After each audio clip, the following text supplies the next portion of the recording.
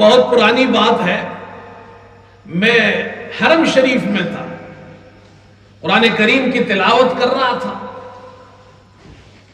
کچھ دیر گزری تو مجھے پیاس لگی تو میں اٹھا، پیچھے گیا پانی پینے کے لیے، تو وہاں 2-3 آدمی بیٹھے تھے، ان میں ایک عرب تھا۔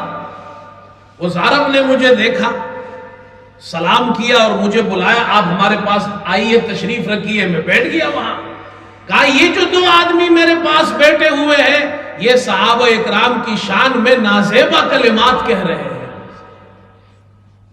اور ان کو عربی اچھی طرح نہیں آتی، یہ فارسی میں گفتگو کرتے ہیں۔ آپ کو فارسی آتی ہے؟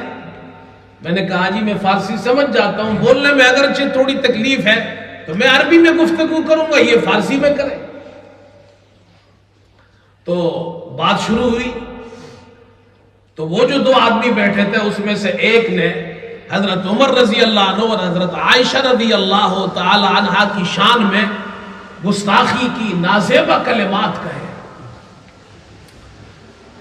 تو میں نے ان سے کہا کہ بھائی ایک بات یہ بتاؤ، تم دونوں مسلمان ہو؟ انہوں نے کہا جی ہم مسلمان ہیں۔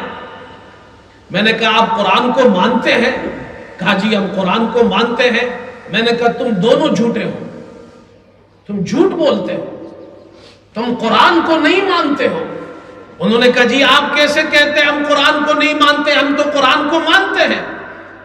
میں نے کہا اگر آپ قرآن کو مانتے ہیں تو اللہ تعالیٰ قرآن میں ارشاد فرماتا ہے النبی اولا بالمؤمنین من انفسہم وازواجہ امہاتہم، نبی صلی اللہ علیہ وسلم کی ازواج مطہرات مومنین اور مسلمانوں کی مائیں ہیں۔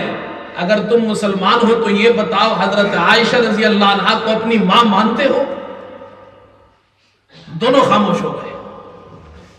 تو اس میں سے ایک نے کہا کہ ہم قرآن کو مانتے ہیں۔ میں نے کہا نہیں یہ بتاؤ حضرت عائشہ کو ماں مانتے ہو یا نہیں؟ اب یہ وہ کہنے کو تیار نہیں ہے۔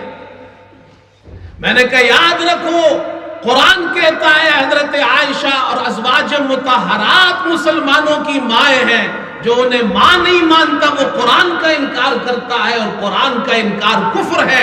اور یہ بھی یاد رکھو جو شخص اپنی ماں کے شان میں نازیبا کلمات کہتا ہو اس سے بدبخت انسان دنیا میں نہیں ہو سکتا ہے۔ اور تم دونوں بیٹھ کر حرم شریف میں حضرت عائشہ رضی اللہ عنہا کی شان میں اس قسم کے نازیبا کلمات کہتے ہو۔ یہ اٹھ کر، یہ سن کر وہ دونوں اٹھ کر چلے گئے۔ بھائی ہم تو دلیل سے بات کرنے والے لوگ ہیں، ہم اہل حق ہمیشہ دلیل سے بات کرتے ہیں۔ اللہ تعالیٰ نے قرآن پاک میں صحابہ کا مقام بیان کیا ہے، اگر ان کے مقام کو نہیں مانتے تو قرآن کا انکار لازم آتا ہے۔